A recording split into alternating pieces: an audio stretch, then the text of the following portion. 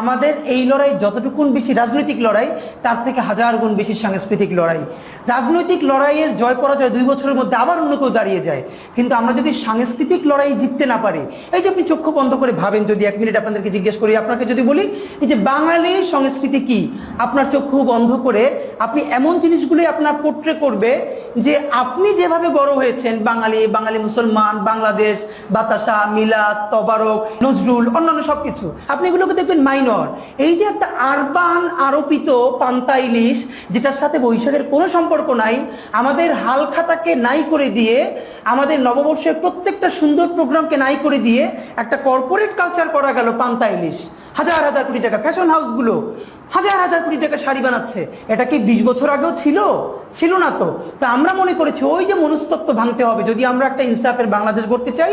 আর এই জন্য কলকাতার কৌলিন্য থেকে ঘুরে দাঁড়িয়ে শতভাগ ঢাকাপন্থী, বাংলাদেশপন্থী একটি নতুন সাংস্কৃতিক বিনির্মাণ আমাদেরকে করতে হবে।